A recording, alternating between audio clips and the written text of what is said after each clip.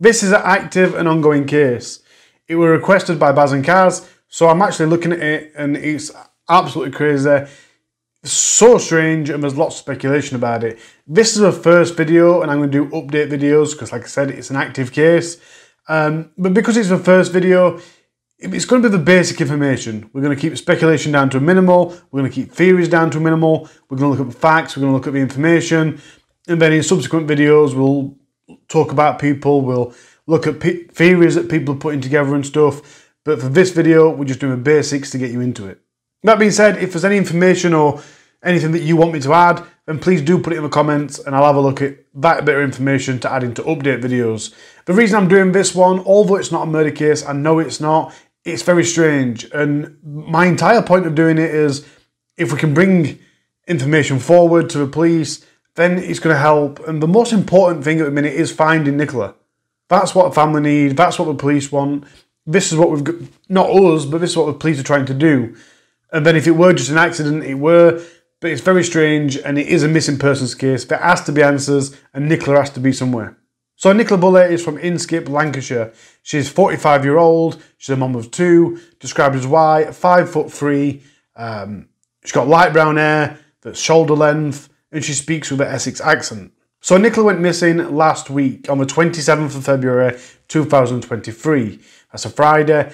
She was believed to be wearing an ankle-length black quilted gilt jacket with a hood, a black Engelbert Strauss waist-length coat underneath the gillet, tight black fitted jeans, long green walking socks tucked into her jeans, ankle-length green wellies from Next, a necklace, a pale blue Fitbit, and she was believed to have a ponytail. She was last seen walking a dog around the River Wyre at St Michael's on Wyre in Lancashire.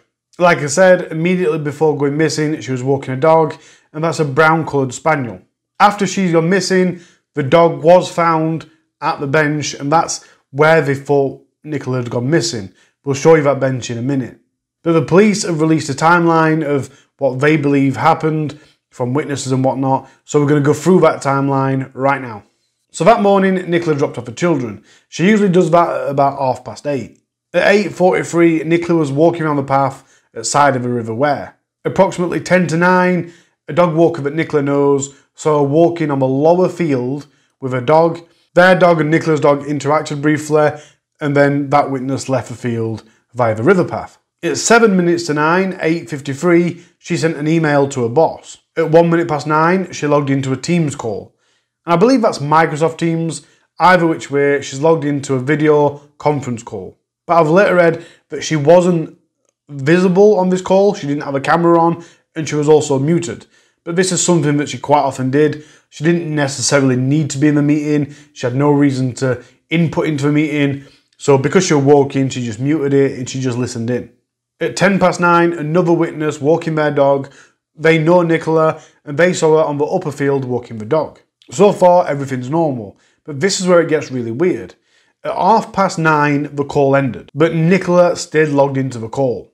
Approximately 25 minutes to 10, 9:35, is when Nicola's mobile phone and the dog was found by the river near a bench. Then obviously they must have contacted the police because then they contacted Nicola Bulleys' home, spoke to a partner, we found your dog, we found Nicola's phone.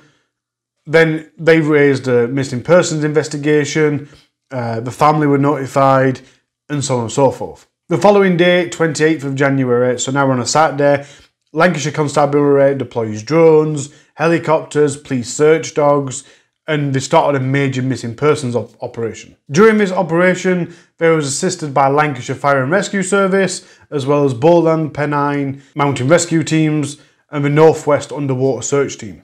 The next day, Sunday the 29th of January, at 10:30 in the morning, local residents held a village meeting at the village hall and organised a search for Nicola. Monday, 30th of January, Superintendent Sally Riley from Lancashire Constabulary said that police were keeping a really open mind about what could have happened and that they were not treating Nicola's disappearance as suspicious. Tuesday the 31st of January, police had made an appeal looking for a man who could be a potential witness. He'd been walking his small white fluffy dog around the river at the same time that Nicola disappeared. Also on Tuesday the 31st, Nicola's family made a statement. We've been overwhelmed by the support from our community and would like to thank everyone for their ongoing efforts to help us find Nicola. The girls are desperate to have their mummy home safe with them, and your ongoing efforts have provided comfort to them whilst we await news on Nicola. We ask for anyone who thinks they may have any information that may help the police find Nicola, please come forward and help them with their inquiries. Superintendent Sally Riley said, "We remain extremely concerned for Nicola and we continue to do everything we can to try and find her and to provide some answers for her family, who are obviously beside themselves with worry. I must stress at this time that this remains a missing persons inquiry, and at this time there is nothing to suggest any third-party involvement in Nicola's disappearance. We appreciate there is also a great deal of concern in the local community, and we appreciate people want to help. However, parts of the riverbank are treacherous, and we would ask that nobody put themselves in danger and that the police and partner agencies' efforts to find Nicola are not compromised. If anybody has any questions or concerns, they are welcome to speak to officers in the area." Wednesday the 1st of February, Ernest and Dot, which is Nicola's parents, spoke about the horror that they faced and the possibility of never seeing her again. Thursday the 2nd of February, Lancashire Constabulary released CCTV of a woman and they appealed to locate her, again thinking that this person could be a witness. They then found her, but apparently this person didn't have any information or evidence that could aid their inquiry. Officers from the Northwest Police Underwater and Marine Support Units searched the area close to where Ms Bulley had been seen, Nicola had been seen, and where a phone had been found, but nothing was coming up. They were searching this river, and I know they've been using underwater drones as well. And again, Nicola's family appealed to the public, trying to get any information that could possibly help find Nicola. So it was Friday, the 3rd of February, and Lancashire Police said that they were working on the hypothesis that Nicola had fallen into the river. Sally Riley urged against speculation, but said that it was possible that there was an issue with the dog which had led Nicola towards the river, closer to the edge of the bank, and that could have possibly led to her falling in. She did, however, urge the public to keep an eye out for any of her clothes or belongings, and then they give the list of things that Nicola could have been wearing at the time. Based on all the work we have done so far, we are now as confident as we can be that Nicola has not left the field where she was last seen, and our working hypothesis is that she has fallen into the river for some reason. There is no evidence whatsoever that there is anything suspicious about her disappearance or any third-party involvement in her going missing. Our investigation remains open, and of course we will act on any new information which comes to light. This timeline that I've been provided with ends on the 4th of February, Saturday. That was yesterday as I'm recording on the 5th. And again, we just confirmed that their main working hypothesis is that Nicola's fallen into the River Wyre. And they said that it's a tragic case of a missing person. Up to now, this is what the police have been doing. They made extensive and thorough searches of the river and footpaths by specialist police, search teams and partnered agencies, including HM Coast Guard, Mountain Rescue and Lancashire Fire and Rescue Service. Resources have included specialist search dogs, drones, police helicopters and divers. And as I said, on the 2nd of February, that they claimed that the divers were in the water, they're using underwater drones to completely check out the river. But they're also saying it's a moving river, it's not very clear, it's quite dirty, so they're having to look really hard with these drones. The visibility is not very good. There's a team of detectives working behind the scenes, analysing phones, house to house, CCTV, dashcam, and carrying out other digital inquiries and examining information coming into inquiry. And then obviously they've made several public appeals for information, and key witnesses have apparently all been traced. So obviously this is just the first whereabouts. And as you look at the pictures and whatever else, a lot of questions come to mind. One of the first questions that came to my mind is, why was she going for a walk with a dog if she was supposed to be on a business call?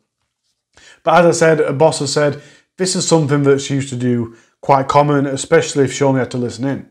So where does the river go? How far can she have possibly gone? I looked it up, and apparently the River Wyre empties into the Irish Sea at Fleetwood, and that's 13 miles downstream from where Nicola was. It's apparently tidal for several miles until the point where there's a weir, and that's situated quite close to where Nicola disappeared. The water is also thought to be quite slow flowing, so if Nicola had fell into the river, it's difficult to understand why she hasn't already been found, or even how she got into that trouble in the first place, because she's apparently quite a capable swimmer, as well as she goes on that route most mornings. So she's familiar with the area, she knows that the banks can be quite dangerous, she knows where the banks are, You know what I mean? This is not just somebody that's accidentally wandered into a bit of trouble. A very strange bit of information is the dog that was with Nicola, it was called Willow by the way, was wearing a harness. Or at least the harness was took out. But when the dog was found, the dog wasn't in the harness. The harness was on the floor.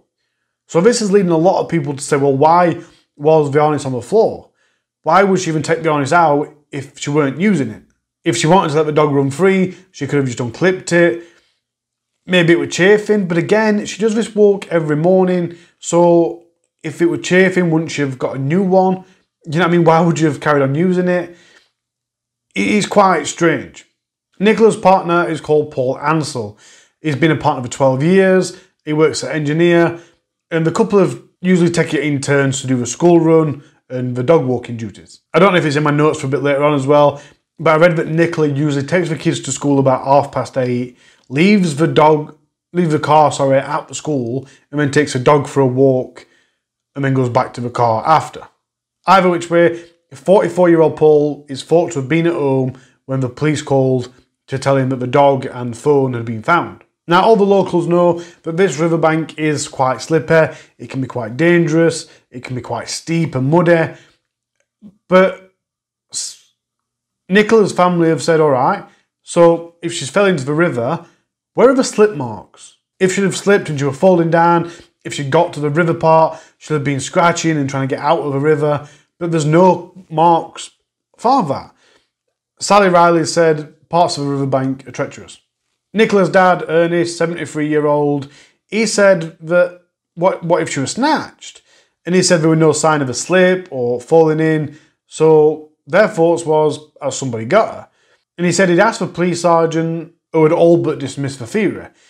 But he responded saying, how can you know that? It's such an isolated area. The only way that has happened is if it was someone who knew her. Again, Lancashire police sat there saying, look, we're going to keep an open mind, but we're fairly sure there's no third party involved. Now, a lot of people are saying, what if she's faked a death, or what if she's done a runner, whatever. But a lot of people are saying she was very upbeat. She was happy with her life, she was happy with her job, she just won a new client, she recently bought tickets to see children in choir and gymnastic shows, she planned a day out with a sister to go to a spa. You know what I mean? I think it was the day before she'd planned something, I don't know if that was the spa day, but everything goes no, she weren't planning on running away, she had no reason to run away, she was really happy and really content. Another question people are asking is what about the abandoned house? Now, if I showed you the Google Earth footage yet, you might have seen it. I'll show it you again anyway. There's a little building. I wouldn't say it's an house, it looks very small. But people have said, well, have people checked in there or whatever? But apparently the owner has checked it. He had a quick look around and he said it was empty. But that is an abandoned little building. Nothing really happens there. No one lives there, no one does anything there. It's just abandoned, but apparently it has been checked. So my thoughts. First, let's look at the timeline. The timeline shows she was last seen at 10 past 9, I believe.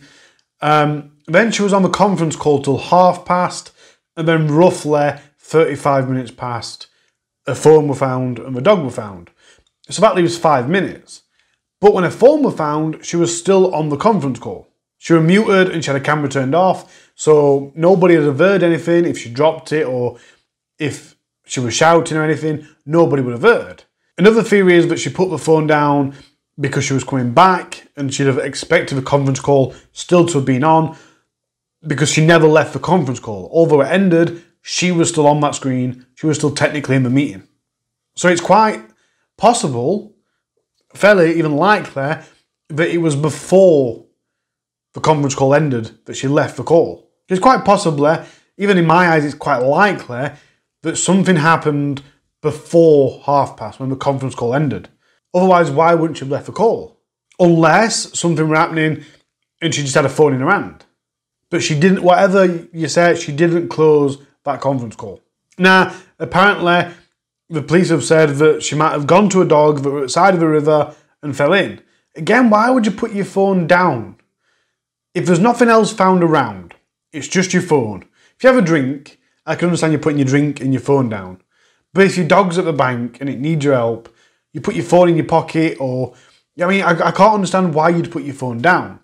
Now that's just me. I'm not saying that, oh, she can't have put her phone down. Of course she could have put her phone down, but it just doesn't seem right to me. And again, why was the dog's finger harness not on? I'm not saying that that's a sign of something that's suspicious, but it is very weird and unexplainable as to why she might have took that off. And another thing I'm looking at is the bank doesn't get steep straight away. As I've shown you the pictures, and I'll put them up again now, the bank's quite gradual. It's not instantly steep. So if she was up at the bench or near the bench, I can't see how she'd have possibly just slipped in and then slipped all the way to the river.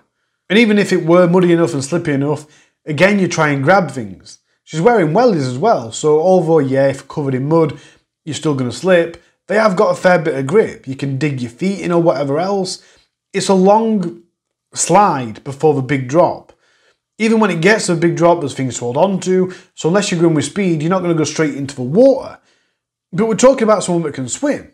She's wearing a lot of clothes, she's wearing 2 jackets, so she's not going to, you know what I mean? I'm not saying that she didn't fall into the water, I'm just very sceptical. Another note as well is apparently the dog was bone dry. According to the woman that found Willow, the Willow was distressed, but bone dry, and had not have any signs of being in the river. Again, I'm not going to try and put speculation and theories. That's not what this video is about. This is just as much raw information I can get to you, and some thoughts of mine that aren't quite matching up.